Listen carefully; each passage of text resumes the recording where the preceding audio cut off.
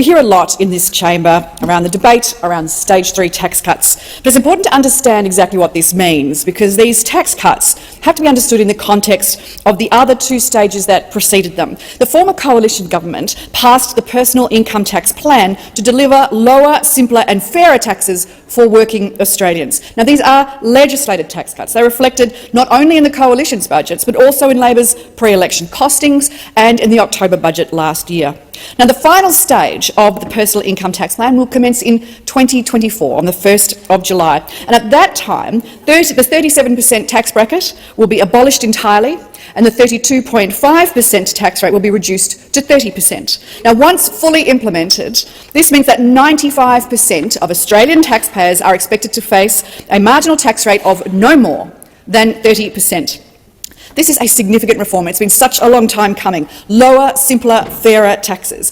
Under the personal income tax plan, an apprentice on $60,000 would pay $1,455 less in tax every year from the 1st of July 2024, whereas an experienced tradie on, say, $80,000 would pay $1,955 less tax every year from the 1st of July 2024. More money in the pockets of working Australians is more important than ever, particularly now as we look down the barrel and buckle under the weight of Labor's cost of living crisis. More money to help Australians with the expenses like mortgage repayments, like groceries, like energy bills, all of which are going up under this government. And while those opposite would like to talk about just about anything else, this is the #1 issue for ordinary Australians right now.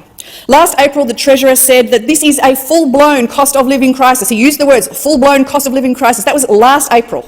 Now, since that time, inflation's at its highest point in 30 years, real wages are going backwards and are forecast to continue to go backwards for the entire term of this parliament. And interest rates are at their highest point in over a decade. However, even with these facts in front of them, the government still will not admit that they are presiding over a real cost of living crisis while they are in government.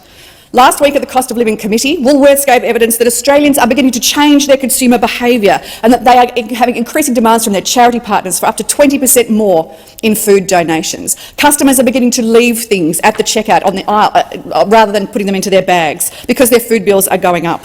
At the same time, we know energy prices are going up. Can you name an Australian that hasn't received a bill that has said that their energy prices are going up, their electricity prices are going up, their gas prices are going up? Ordinary Australians are feeling the pinch. This is despite a promise, a commitment by those opposite to reduce electricity prices by $275, a number they will not even say now that they are in government. They will not repeat the words $275.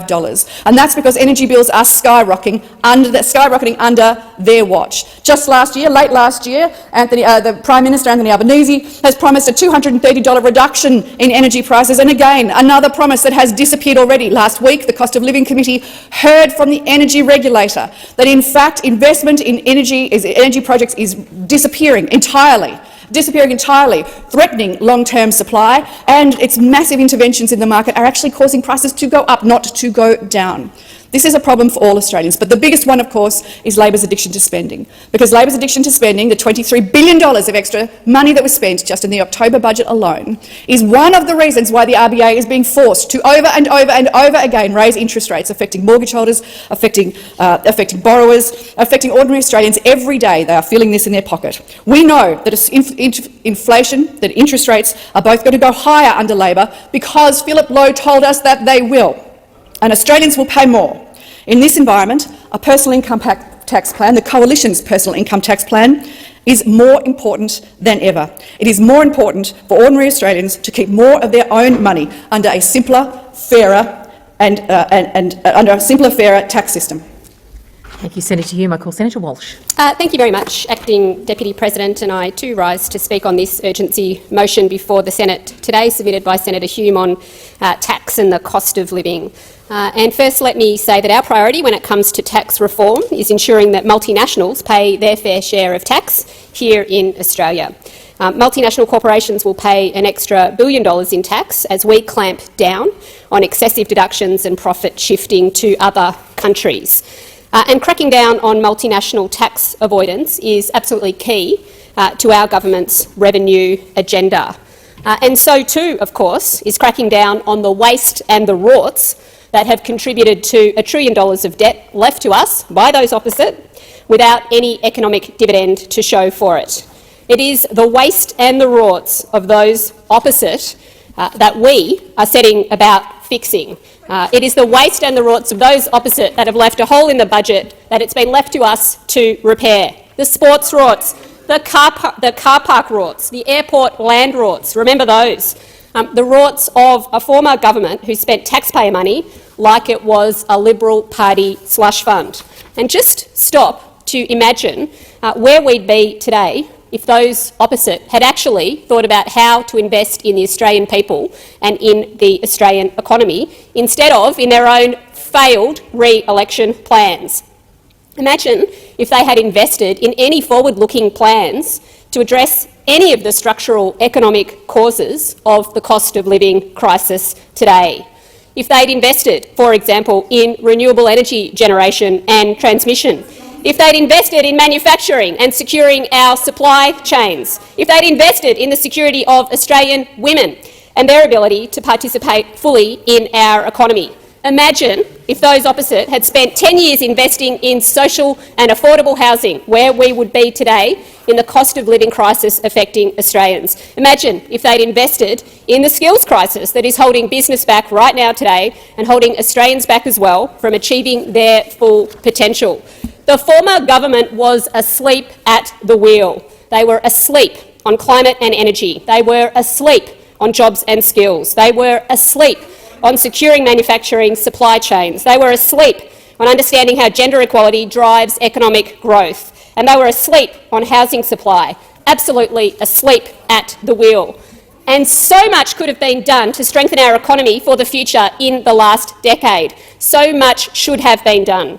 And the fact that so little was done to position our country, not just for the challenges ahead, but actually for the opportunities too, is a complete dereliction of responsibility. You trashed any notion of good government. You trashed any notion of good economic management. And it is Australians who are paying the price now for a decade of missed opportunities and messed up priorities under the former government. What we are doing is getting on with delivering the meaningful investments that Australians need, that maximise our economic impact and that meet the needs of the community today. We understand that cost of living is hitting Australians hard, and so our economic plan is a direct and deliberate response to the challenges facing the economy that you left behind. And that's why one of the very first acts of this government was to successfully argue for an increase to the minimum wage to keep pace with inflation. And we are proud to be getting wages moving once again in this country after a decade of flat wages brought by those opposite. And our October budget focused on cost of living relief that didn't put extra pressure on inflation. And that's the most important thing. Tackling inflation is our top priority. And that, of course, has been noted by the rating agencies reaffirming our AAA credit rating, pointing to our responsible economic management. We are delivering the economy that Australians need. We are getting wages moving and we are dealing with the cost of living pressures that you left behind.